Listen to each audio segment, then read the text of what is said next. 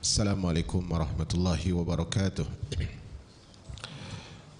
Alhamdulillahi rabbil alamin, arrahmanir rahim, maliki yaumiddin. Wassalatu wassalamu ala asyrafil mursalin wa qaidil muttaqin, nabiyina Muhammadin wa alihi at-tahirin wa ashabihi as-sadiqin wa man tabi'ahum bi ihsanin ila yaumiddin. Qala rabbul alamin ya ayyuhalladzina amanu taqullaha haqqa tuqatih wa la tamutunna illa wa antum muslimun. فإن أحسن الكلام كلام الله وخير الهدى هدى المصطفى صلى الله عليه وسلم وشر الأمور محدثاتها فإن كل محدثة بدعة وكل بدعة ضلالة وكل ضلالة في النار.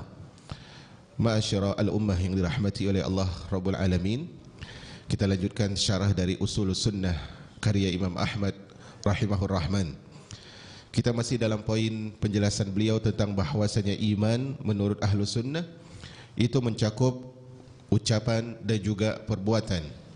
Iman menurut ahlu sunnah mencakup perbuatan dan juga ucapan, dan dia bertambah dan juga berkurang, bertambah dengan ketaatan dan berkurang dengan kemaksiatan. Dan ini adalah prinsip ahlu sunnah wal jamaah. Jadi yang berperan di dalam masalah iman itu adalah tiga perkara. Yang pertama, hati. Hati berperan dengan pembenaran dan juga amalan hati. Kemudian lisan, dia berperan dengan mengucapkan keyakinan tersebut dan juga memiliki amalan-amalannya seperti takbir, seperti tilawah Al-Quran, seperti zikir dan sebagainya. Kemudian yang tiga adalah anggota tubuh. Dan ini adalah dilakukan dalam ibadah-ibadah yang sering kita lakukan seperti salat, seperti hadir di majelis ilmu dan sebagainya. Ada tiga kelompok besar dalam masalah iman. Satunya adalah kelompok yang selamat, dan duanya adalah kelompok yang keluar dari jalan keselamatan. Adapun kelompok yang selamat tentunya adalah ahlus sunnah wal jamaah. Mereka menetapkan bahwasanya iman, perbuatan dan juga ucapan bertambah dan berkurang. Ini ahlu sunnah wal jamaah. Yang kedua adalah kelompok khawarij. Kelompok khawarij yang mengatakan siapapun yang melakukan dosa besar otomatis imannya habis. Otomatis imannya habis. Dengan artian mereka kekal di dalam neraka Allah Subhanahu wa taala. Dan kelompok yang sebaliknya dari khawarij adalah murji'ah, yang mengatakan bahwasanya sebesar apapun dosa yang dilakukan oleh seorang hamba, selama dia sebelumnya beriman, maka imannya tetap sempurna. Walaupun dia membunuh, maka imannya tetap sempurna. Walaupun dia berzina, mencuri, imannya tetap sempurna. Maka ini adalah akidah murji'ah. Dan dua bagian ini, khawarij dan murji'ah, adalah masuk dalam kesalahan dalam memahami iman. Dan tentunya masuk kelompok-kelompok yang lain yang tidak akan kita sebutkan secara besar, karena kita tidak membahas tentang kelompok-kelompok di dalam Islam. Kemudian sebagaimana yang kita janjikan di pertemuan atau akhir dari pertemuan sebelumnya, kita akan membahas masalah lain dalam masalah iman ini, yang masalah ini juga terjadi perselisihan di antara kelompok di dalam Islam, yaitu masalah al-istithna'u fil iman. Istithna fil iman itu contoh ucapannya adalah insyaallah saya beriman. Itu maksud dengan istithna. Kalau ada orang bertanya, apakah engkau mukmin? Insyaallah mukmin. Nah, pembahasannya apakah ucapan ini dibolehkan dalam Islam? Itu yang akan dibahas oleh itu yang dibahas oleh banyak para ulama. Karena itu saya akan masukkan masalah ini dalam masalah iman. Boleh tidak seorang melakukan istitsna? Istitsna ini sebenarnya secara bahasa pengecualian, tapi maksudnya adalah ucapan seseorang yang tidak mempatenkan dirinya sebagai seorang mukmin. Maksudnya apa? Nanti ada beberapa kata. Contohnya adalah insyaallah saya mukmin, saya berharap saya mukmin, semoga saya benar-benar seorang mukmin, itu maksudnya. Makanya saya tidak bisa artikan istitsna dengan hanya ucapan insyaallah mukmin, tapi itu salah satu contohnya. Bisa dipahami ya sampai di sini. Nah, dalam masalah ini umat al-Islam yang dirahmati oleh Allah Subhanahu wa taala, kita harus ketahui bahwasanya masalah istitsna di dalam iman, contoh dia mengucapkan insyaallah saya mukmin, ini adalah masalah yang diyakini oleh ahlu sunnah wal jamaah. Secara garis besar, saya sebutkan dulu garis besarnya. Syekhul Islam Ibnu Taimiyah menyebutkan ada 3 kelompok dalam masalah istisna dalam masalah iman. Nanti kita juga akan sebutkan istisna dalam masalah Islam, dan nanti juga kita akan sebutkan insyaallah apa hukumnya menyebutkan bahwa iman itu makhluk. Itu akan kita sebutkan, semoga waktu mencukupi. Beliau menyebutkan ada 3 kelompok secara garis besar. Syekhul Islam Ahmad bin Abdul Halim, beliau mengatakan kelompok yang pertama adalah kelompok yang mewajibkan. Kelompok yang pertama mewajibkan istisna di dalam iman. Contohnya ketika ada yang mengatakan, apakah engkau mukmin? Kata mereka, wajib engkau mengatakan insyaallah saya mukmin. Tidak boleh mengatakan mukmin, harus ada insyaallah. Ini kelompok yang pertama, mewajibkan. Kelompok yang kedua mengharamkan. Tidak boleh seorang mukmin mengatakan insyaallah saya mukmin, karena itu tanda keraguan dia. Ini menurut kelompok yang kedua. Dan semuanya adalah dari kalangan ahlu sunnah, dan juga masuk di antaranya juga kelompok-kelompok yang keluar dari ahlu sunnah. Kelompok yang ketiga adalah kelompok yang membolehkan istisna. Tidak mengapa engkau mengatakan insyaallah saya mukmin, insyaallah saya beriman. Ini kelompok yang ketiga ini, kata Syekhul Islam, adalah kelompok yang paling baik, kelompok yang paling benar dalam masalah ini. Nah, ma'asyarul ummah yang dirahmati oleh Allah Subhanahu wa taala, ketika kita sudah mendapat penjelasan dari ucapan Syekhul Islam bahwasanya masalah istisna dalam iman, kelompok yang paling benar adalah kelompok yang membolehkan, bukan yang mewajibkan. Maka dari situ bisa kita ambil faedah bahwasanya maksud seorang mukmin mengucapkan insyaallah saya mukmin, saya berharap saya mukmin, itu bukan ucapan yang didasari dengan keraguan dalam masalah iman. Bukan keraguan dalam masalah iman. Jadi insyaallah saya mukmin dan sebagainya itu bukan pembahasan masalah akidah. Ini tolong dibedakan. Tapi dia adalah ucapan yang membahas tentang amal perbuatan seorang hamba. Jadi dia mengatakan insyaallah saya mukmin, bukan berarti dia mengatakan insyaallah saya beriman kepada Allah, bukan. Ini maksudnya bukan koridor akidah, tapi maksudnya adalah dalam praktek amalnya. Dia khawatir menjadi seorang mukmin yang masih belum sempurna imannya, belum baik amalnya, makanya dia katakan insyaallah mukmin. Maksud dia insyaallah adalah iman saya harapkan adalah iman yang sempurna, tapi amalan yang mendukung iman saya itu tidak memastikan saya sebagai orang yang sempurna imannya. Makanya saya ucapkan insyaallah. Maka ucapan insyaallah mukmin dan sebagainya ini bukan bentuk keraguan, tetapi ini adalah sifat khawatir merekomendasikan diri, tazkiyatun nafs. Tazkiyatun nafs dalam masalah akidah itu adalah perkara yang harus dihindari. Artinya dia mengklaim dia yang paling sempurna imannya, karena itu dia mengucapkan insyaallah saya mukmin, khawatir menjadi golongan yang merekomendasikan bahwa dia adalah seorang yang sempurna imannya. Karena iman itu kan terbagi menjadi 2 bagian. Apa tadi bagian pertama?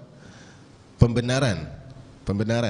Yang kedua adalah apa? Amalan. Nah, yang masuk dalam pembahasan istisna ini adalah masalah amalan dari iman itu, bukan keyakinannya. Seorang mukmin udah yakin, dia iman kepada Allah, dia iman kepada malaikat, dia iman kepada kitab, dia yakin itu. Dia melafazkan itu bahkan ketika ditanya. Tapi dalam praktek itu, apakah dia orang yang sempurna imannya? Itu yang dia katakan insya Allah. Bisa di sini ya. Kemudian dalam masalah ini kita harus ketahui bahwasanya masalah istisna di dalam masalah iman ini masuk dalam semua pembahasan yang membahas tentang kesempurnaan iman. Siapapun yang ketika ditanya apakah engkau mukmin, apakah engkau beriman, kalau maksud pertanyaan itu apakah engkau mukmin sejati, engkau orang yang beriman dengan sempurna, boleh dia mengucapkan insyaallah demikian. Insyaallah demikian. Karena masuknya pembahasan iman. Dalam artian amalanku tidak sempurna, amalanku tidak baik, tapi aku berharap aku adalah seorang mukmin yang sejati insyaallah dengan izin Allah Subhanahu wa taala. Maka masalah muamalah tetap kita melihat masalah zahir. Dia salat, ya, dia melakukan ibadah yang Allah wajibkan, dia mukmin.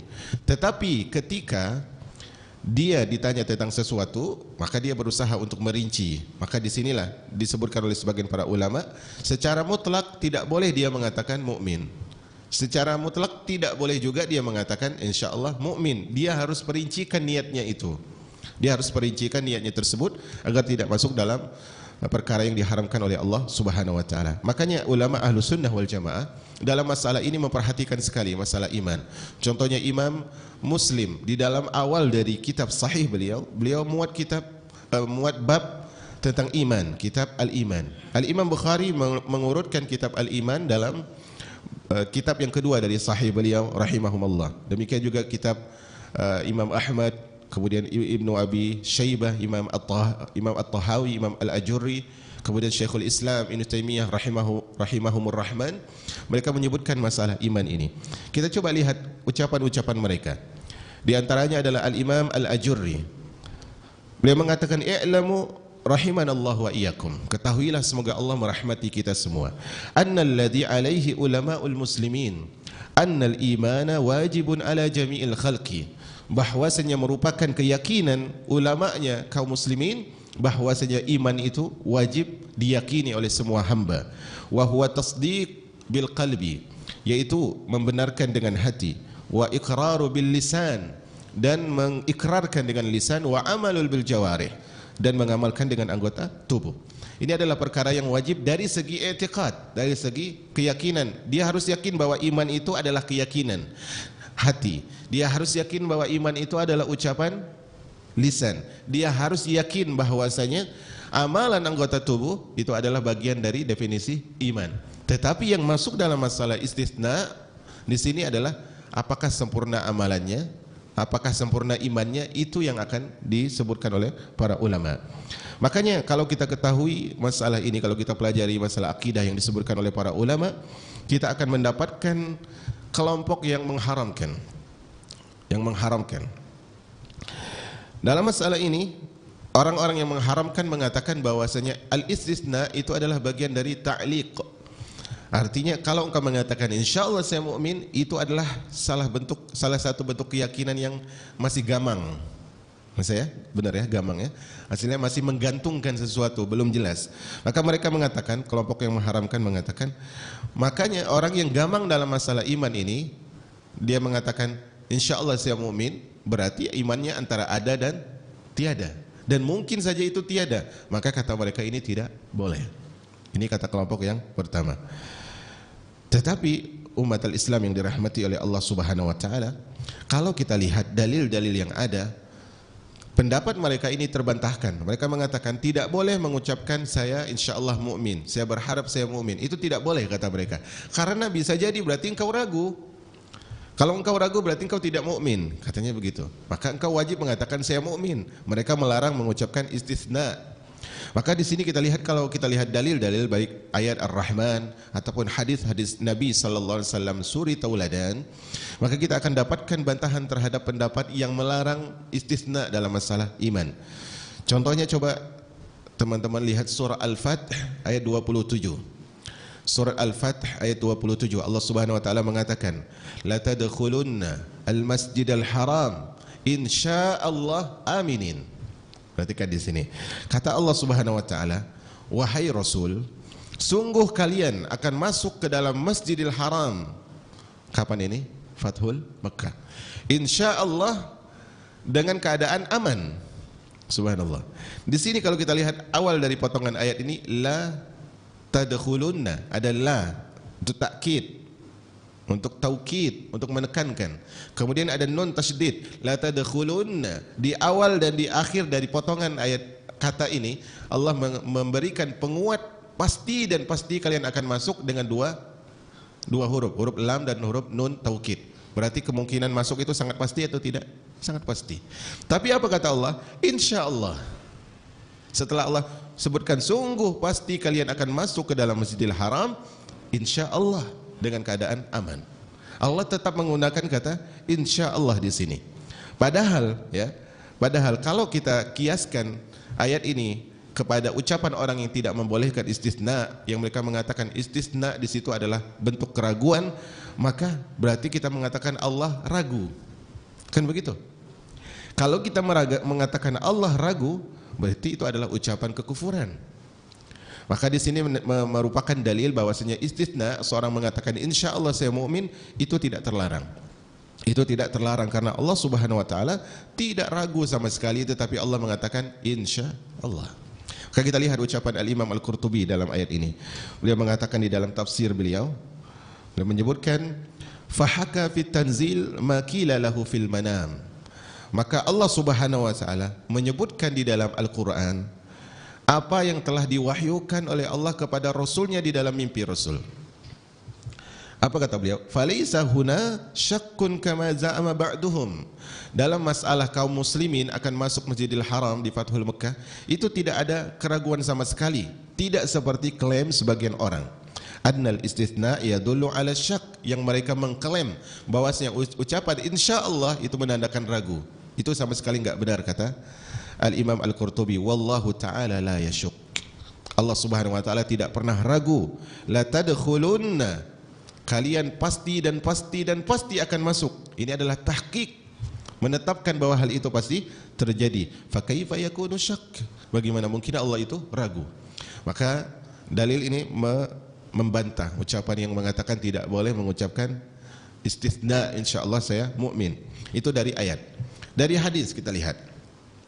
Di antara doa yang diajarkan oleh Nabi sallallahu alaihi wasallam kepada kita tentang adab di dalam kita memasuki suatu daerah adalah Nabi sallallahu alaihi wasallam mengajarkan kepada kita adab ketika masuk dalam kawasan pemakaman. Dan ketika seorang mukmin masuk dalam kawasan pemakaman perkuburan, Nabi SAW mencontohkan untuk mengucapkan sebuah ucapan. Dan Nabi ketika masuk pemakaman beliau mengucapkan Assalamualaikum dara qaumin mu'minin wa inna insyaallahu bikum lahikun. Semoga keselamatan kepada kalian wahai penghuni negeri kaum mukminin. Karena itu makanya tidak boleh menggabungkan antara pemakaman mukmin muslim dengan selain mereka. Karena doa ini diucapkan ketika masuk kawasan.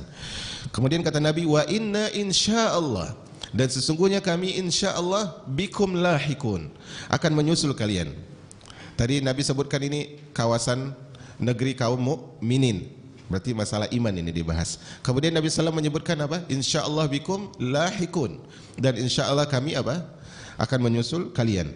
Dalam masalah ini pertanyaannya, kalau ternyata benar klaim sebagian orang mengatakan bahwa insyaallah itu adalah ucapan keraguan, dalam masalah ini apakah Nabi SAW ragu beliau akan mati dalam iman? Tidak mungkin. Beliau tidak mungkin ragu wafat di atas keimanan. Tentu hal itu harus kita berlindung sejauh-jauhnya dalam pemahaman seperti ini. Tetapi Nabi SAW mengucapkan apa tadi? Insyaallah kami akan menyusul kalian dengan keimanan. Tetapi Rasulullah bukan berarti ragu bahwa beliau akan wafat dalam masalah keimanan. Makanya Al-Imam An-Nawawi ketika mensyarah hadis ini di dalam syarah Sahih Muslim, beliau menyebutkan fa'ata bil istitsna'i ma'a anna al-mauta la syakka fi. Beliau mengucapkan insyaallah sementara beliau tahu bahwasanya maut itu tidak ada keraguan, pasti akan datang. Berarti dalam masalah istisna, masalah iman, ini tidak boleh. Tidak boleh kita larang seorang mengatakan saya mukmin insyaallah. Itu boleh saja. Bahkan Allah memberikan pengajaran kepada nabinya alaihi salatu wassalam di dalam surah Al-Kahfi ayat 23 dan 24. Allah mengatakan wala taqulanna li syai'in inni fa'ilun dzalika qada illa an yasha Allah. Wahai Rasul, jangan sekali-kali kau mengatakan aku akan lakukan ini besok, aku akan lakukan itu besok, ya, kecuali kau mengucapkan apa? Masya Allah atau insya Allah. Itu hal yang diajarkan oleh Allah Subhanahu wa taala kepada Rasulnya alaihi salatu wassalam. Contoh dalil yang lain dalam masalah hadis, Nabi SAW pernah bersabda dalam sebuah hadis, wa inni, ini adalah salah satu jenis ucapan lain yang mengucapkan istisna. Tadi contoh istisna insyaallah kan, ini ada jenis yang lain. Rasulullah mengatakan wallahi inni la arjukum, wallahi inni la arju akuna akhsyakum lillahi wa a'malakum wa a'lamakum bima attaqi. Kata Nabi SAW, sesungguhnya aku berharap. Jadi aku berharap ini masuk dalam kata istisna. Saya berharap saya mukmin. Nah itu masuk dalam kata istisna. Kata Nabi SAW, demi Allah, sesungguhnya aku berharap akulah orang yang paling takut kepada Allah daripada kalian semua. Dan aku berharap akulah orang yang paling mengerti dalam masalah takwa. Nah dalam ayat ini apakah Nabi SAW itu ragu bahwa beliau takut kepada Allah? Enggak. Apakah beliau ragu beliau yang paling tahu dari umat ini? Enggak. Tapi beliau mengucapkan arju, aku berharap. Maka beliau mengatakan la arju, sungguh-sungguh aku sangat berharap. Maka di sini dalil yang mengatakan bahwasanya istisna dalam masalah iman itu sangat kuat. Dan masalah ini berarti seperti yang disebutkan oleh Syekhul Islam di awal tadi, bahwasanya pendapat yang paling benar adalah boleh mengucapkan istisna. Tetapi seorang harus jujur dengan niatnya. Kalau dia maksud adalah insya Allah saya mukmin, dia ragu dalam masalah asas konsep dasar dari keimanan, rukun iman kepada Allah, iman kepada malaikat dan seterusnya, maka itu tidak boleh. Tapi kalau maksudnya adalah dia khawatir, kalau dia mengatakan saya mukmin tanpa insya Allah, dia khawatir masuk dalam orang yang mensucikan dirinya, maka ini boleh dalam masalah ini. Nanti kita akan sebutkan kenapa, apa saja alasan kita boleh mengucapkan, bahkan perlu mengucapkan istisna. Kita lihat juga sebagian ucapan yang lain ya, kita bawa dalil yang lain. Satu ucapan para ulama yang lain tentang masalah istisna.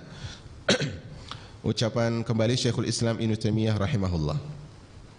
Beliau mengatakan wal ma'tsuru anis sahaba, dan yang diriwayatkan dari para sahabat, wa immatit tabi'in wa jumhuris salaf, dan diriwayatkan dari ulama tabi'in dan mayoritas ulama salaf, wa huwa mazhabu ahlul hadis, dan ini adalah mazhabnya ahli hadis, mazhab ahlus sunnah, wa huwal mansubu ila sunnah annal iman qaulun wa amal, dan inilah yang dijadikan rujukan dari as-sunnah, bahwasanya iman tersebut ucapan dan perbuatan, yazidu wa yankus, bertambah dan berkurang.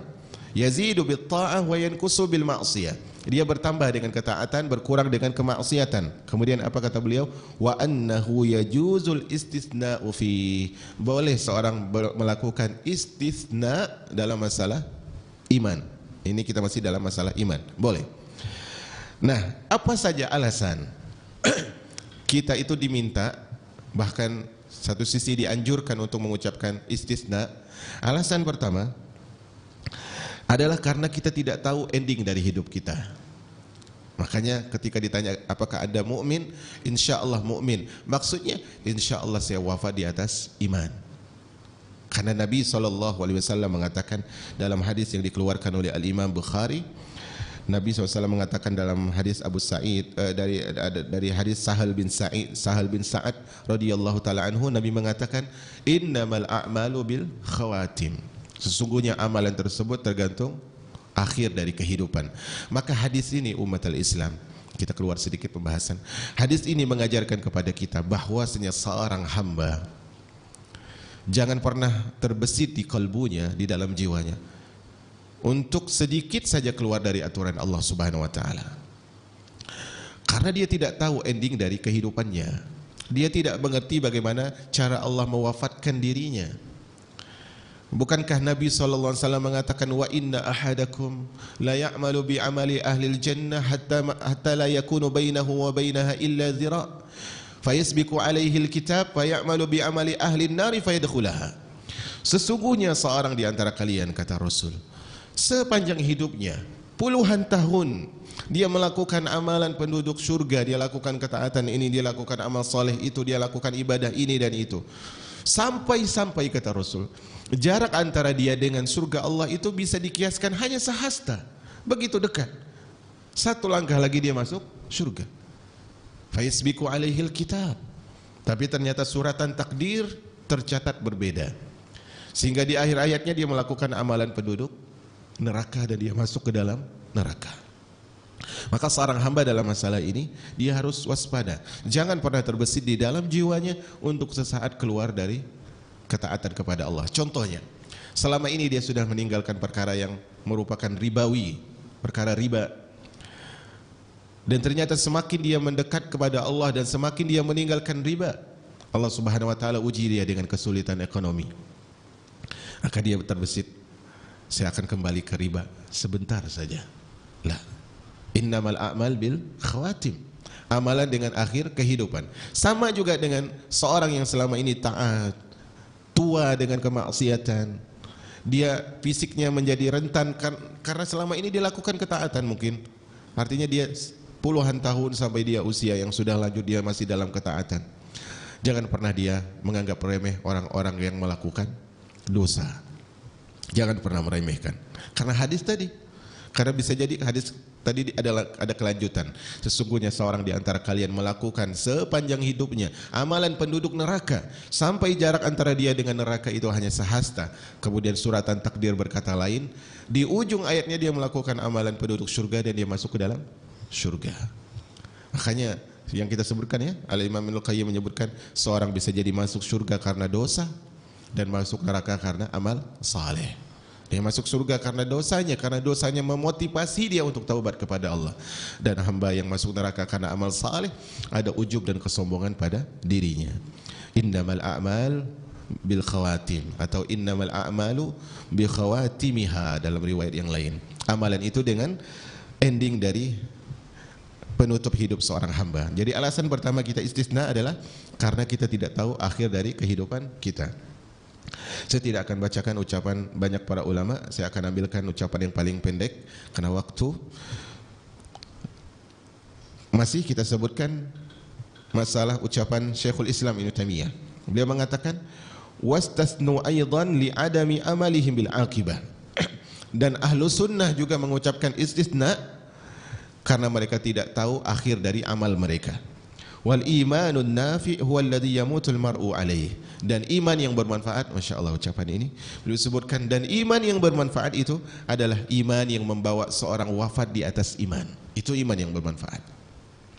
Kalau selama ini iman kita masih membawa kita di majlis, masih membawa kita dalam masalah salat, kita syukuri. Tapi itu belum tentu membahagiakan kita kalau kita hanya puas diri dalam masalah itu.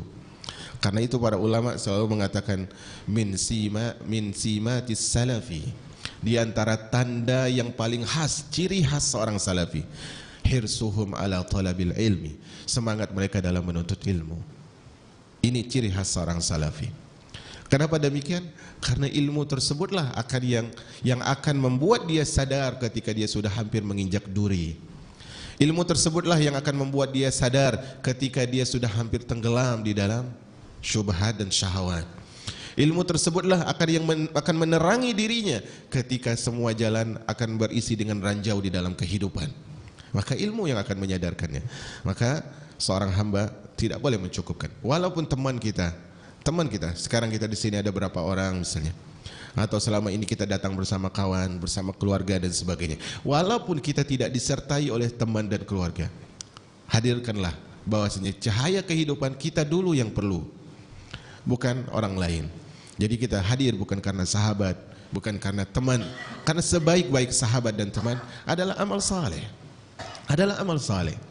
Yauma yafirrul mar'u min akhi wa ummihi wa abi wa sahibatihi wa bani likulli imri'in minhum yauma idzin sya'nun yughni. Semua saat itu di mahsyar akan lari dari kita. Saat itulah kita perlu manfaat dari cahaya ilmu yang kita pelajari selama ini. Semoga Allah Subhanahu wa taala mewafatkan kita terus istiqamah dalam menuntut ilmu. Alasan kedua kenapa kita perlu mengucapkan istisna adalah bahwasanya seorang hamba tersebut khawatir dia tidak bisa melakukan amalan yang Allah Subhanahu wa taala perintahkan dengan sempurna. Dia khawatir tidak bisa melakukan amalan yang Allah perintahkan dengan sempurna, maka dia mengucapkan insyaallah saya mukmin, saya berharap saya mukmin. Maka dalam masalah ini ya jelas para ulama mengatakan boleh. Salah satunya adalah kembali Syekhul Islam Ibnu Taimiyah dan pendahulu beliau Imam Ahmad Ibnu Hanbal rahimahumar rahman. Kita lanjut dalam poin selanjutnya. Alasan ketiga, kenapa boleh mengucapkan istisna bahkan perlu? Alasan ketiga adalah karena seorang hamba tidak tahu apakah amalannya diterima atau tidak oleh Allah Subhanahu wa taala. Dia enggak ngerti. Dia tidak ngerti. Makanya kesungguhan para salaf dalam memohon kepada Allah diterimanya amal itu jauh lebih besar daripada memohon dimudahkannya amal. Allahumma taqabbal minna innaka antas samiul alim. Ya Allah, terimalah dari kami. Engkau Maha mendengar, Engkau Maha mengetahui. Makanya dalam masalah doa kita minta dalam doa, ya Allah berikan hamba ini, ya Allah sembuhkan, ya Allah mudahkan, ya Allah jauhkan dari mudarat ini dan itu, kita berdoa ya. Tapi seringkali kita merasa doa kita tidak diijabahi oleh Ar-Rahman Al-Mujib, Mujibus Sa'ilin. Seringkali kita merasakan demikian. Maka kalau rasa itu ada, maka harus punya metode kita dalam menyikapi hal itu.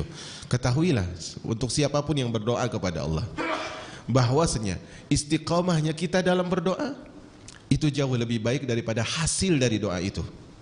Misalnya seorang minta, ya Allah berikan hamba keturunan, ya Allah berikan hamba keluarga sakinah, ya Allah mudahkan rezeki, ya Allah sembuhkan. Ternyata Allah belum kabulkan. Yakinlah bahwasanya istiqamahnya kita dalam berdoa itu lebih baik daripada kalau Allah kabulkan doa kita. Karena yang penting bagi kita adalah mendekat dan semakin akrab dengan Allah Subhanahu wa taala. Boleh jadi kenapa Allah enggak kabulkan doa kita hingga saat ini? Boleh jadi ya, kalau Allah Subhanahu wa taala kabulkan doa kita, kita berhenti minta. Ya Allah berikan hamba ini, Allah berikan. Akhirnya kita sibuk dengan masalah itu. Ya Allah sembuhkan, ternyata kita masih sakit. Karena Allah tahu kalau kita sembuh, kita tidak minta lagi sama Allah.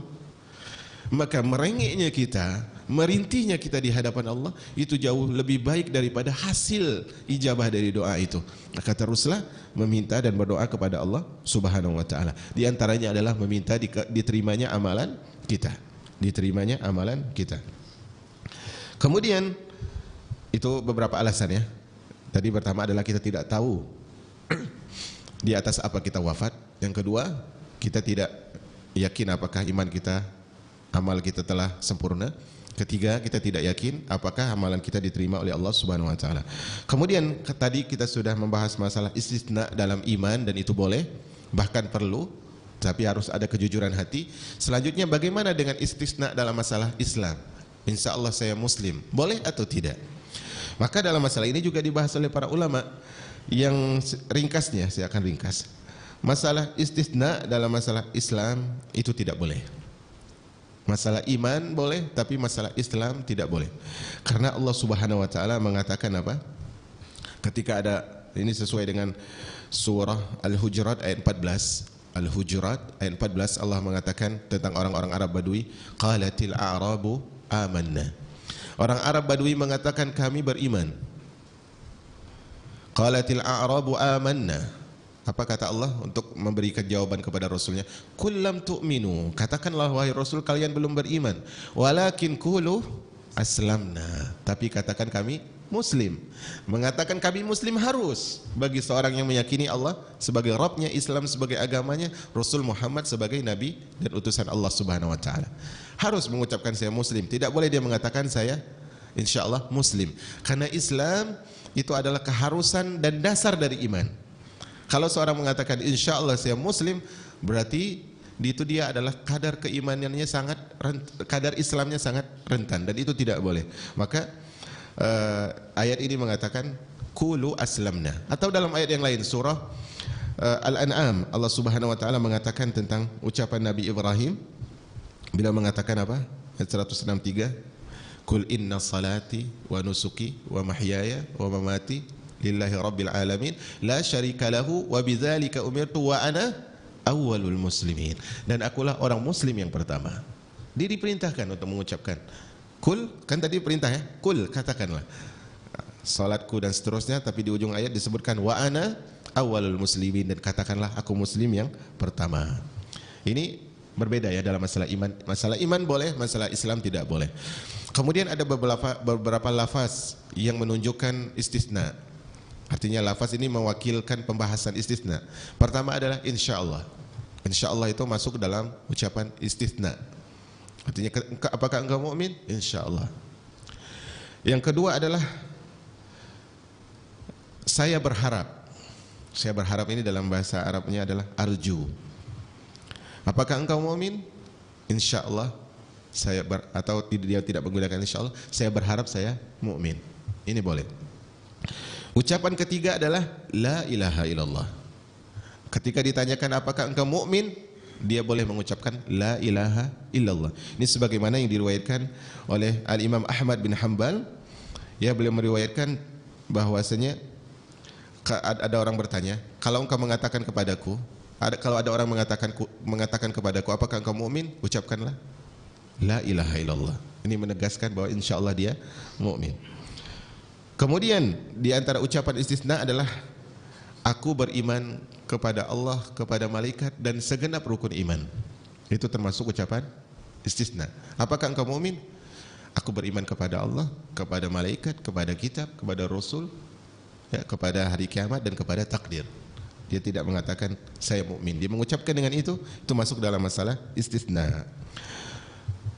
Kemudian yang terakhir untuk menutup majelis, dalam masalah iman ini adalah masalah yang rentan, karena itu masalah inilah banyak kelompok yang 72 kelompok itu keluar.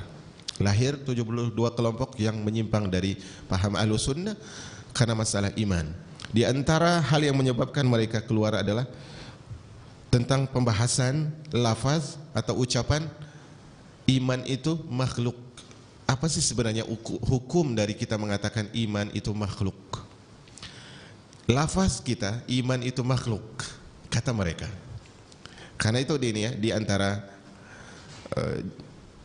konsep ahlud dhalal, orang yang menyimpang, adalah banyak sekali kata-kata mereka itu rancu dalam masalah iman. Jadi mereka jarang mengucapkan kata-kata yang pasti. Contohnya dalam masalah ini, mereka mengatakan lafaz kita, ucapan kita dalam masalah iman itu adalah makhluk. Perhatikan, lafaz kita, ucapan kita tentang iman itu makhluk. Ini ucapan mereka. Ini ucapan tidak bisa kita salahkan sebenarnya. Tetapi ini ucapan yang tidak pantas. Kita bahas dulu. Pertama, ketika kita mengatakan la ilaha illallah, itu ucapan iman bukan? La ilaha illallah, ucapan keimanan? Iya. Dia tauhid. La ilaha illallah, misalnya saya mengucapkan la ilaha illallah, apakah ucapan ini makhluk? Itu yang jadi pertanyaan di sini. Maka mereka mengatakan, kelompok yang menyimpang mengatakan ucapanmu la ilaha illallah itu makhluk. Nah, dalam hal ini kita harus detail. Pertama yang harus kita pahami, ucapanmu la ilaha illallah itu makhluk. Ucapan ini, misalnya ada seorang mengatakan engkau mengucapkan la ilaha illallah, ucapanmu tentang la ilaha illallah itu makhluk. Ini garis besar, ucapan ini tidak ada dalam kamus Ahlus Sunnah. Enggak ada dalam ucapan Ahlus Sunnah. Artinya Ahlus Sunnah tidak pernah mengatakan ucapanmu tentang keimanan itu makhluk, itu tidak ada. Enggak ada. Tadi seorang mengatakan la ilaha illallah, datang seorang mengatakan ucapanmu engkau mengucapkan la ilaha illallah itu makhluk. Itu enggak ada dalam kamus Ahlus Sunnah. Artinya Ahlus Sunnah tidak mungkin mengeluarkan kata itu. Nah, sekarang kita bahas ucapan mereka. Ucapanmu, lafazmu tentang la ilaha illallah atau tentang ucapan keimanan itu makhluk harus dirinci. Kalau maksudmu adalah suara saya, huruf yang saya ucapkan itu makhluk, ya itu makhluk. Bisa di sini. Tapi kalau maksud engkau makhluk adalah la ilaha illallahnya, maka dia tidak makhluk. Dia bukan makhluk. Bisa di sini. Sama dengan membahas Quran dulu. Al-Quran makhluk bukan? Bukan. Tapi ucapan seorang hamba makhluk atau bukan? Hah? Makhluk. Ucapan seorang hamba makhluk.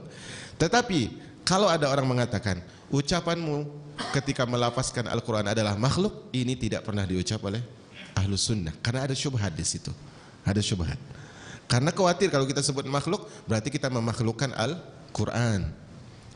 Tapi kalau kita sebutkan tidak makhluk, sementara ucapan hamba makhluk, maka ucapan ini tidak diucapkan oleh Ahlus Sunnah. Sama ucapan misalnya seorang mengatakan subhanallah, Allahu Akbar, ucapanmu tentang zikir itu adalah makhluk. Ini tidak diucapkan oleh Ahlus Sunnah. Karena hal ini perlu dirinci secara detail. Subhanallah itu bukan makhluk, karena dia juga ada di dalam Al-Quran. Subhanalladzi asra bi abdihi dan sebagainya. Allahu Akbar itu bukan makhluk. Tapi yang kalau engkau maksud makhluk adalah suara saya, huruf yang saya ucapkan, lafaz saya, benar apa yang keluar dari saya adalah makhluk, karena saya makhluk. Tetapi lafaz yang saya ucapkan seperti zikir, tahlil, Al-Quran itu bukan makhluk. Intinya adalah tidaklah yang mengucapkan ucapan iman itu makhluk, lafazmu dengan Al-Quran itu makhluk, melainkan dia orang yang ada syubhat di dalam akidahnya. Maka tidak pantas seorang mengucapkan hal seperti itu, karena asalnya tidak boleh. Makanya dulu para ulama ketika ditanya, wahai imam, apakah iblis tersebut ketika itu menikah sehingga dia punya banyak keturunan? Apa kata para ulama? Wallahi kami tidak diundang di pernikahan iblis. Kenapa? Enggak perlu. Kenapa ditanya? Apa kalau iblis nikah kenapa emangnya? Ini jamuan iblis juga tulang, kita kan makan tulang, namanya memakan tulang dan sebagainya. Mereka katakan nggak perlu, sama ya dengan bumi itu bulat dan sebagainya. Hal yang tidak mempengaruhi dalam masalah iman, justru akan meragukan iman dalam satu sisi. Maka hal itu tidak perlu diucapkan. Maka wallahu a'lam bishawab, ini pembahasan kita. Hal ini perlu ya, karena hal ini adalah poin penting dalam masalah akidah. Kalau kita dulu ketika kita belajar masalah firaq di dalam Islam, kelompok-kelompok dalam masalah Islam, alhamdulillah kami pernah belajar dalam masalah ini, walaupun di bangku yang sangat terbatas, bangku sekolah menengah atas, tetapi dikenali dalam masalah ini. Karena masalah iman inilah yang menjadikan umat Muhammad terpecah. Karena satu-satunya semua permintaan Rasul itu diijabahi oleh Allah. Cuma satu permintaan yang tidak diijabahi, Rasulullah mengatakan, jangan jadikan umatku terpecah belah. Kata Allah, mereka pasti terpecah belah. Tinggal siapa yang mengikut petunjuk Rasul telah jelas, dan siapa yang berusaha mengemudi, artinya dia memandu petunjuk Rasul, dia yang harus di depan, petunjuk Rasul di belakang, dia akan tersesat. Maka dalam masalah ini kita kembali kepada ulama Ahlussunnah wal Jamaah yang mengedepankan dalil daripada akal dan pikiran. Semoga Allah Subhanahu wa taala wafatkan kita di atas iman. Semoga Allah Subhanahu wa taala mudahkan kita beramal saleh dan diterima amalnya oleh Allah Subhanahu wa taala. Dan semoga kita menjadi orang yang bisa mendakwahkan tauhid dengan kemampuan kita masing-masing. Kita tutup dengan doa kafaratul majlis. Subhanakallahumma bihamdika asyhadu an la ilaha illa ant astaghfiruka wa atubu ilaik. Wassalamu alaikum warahmatullahi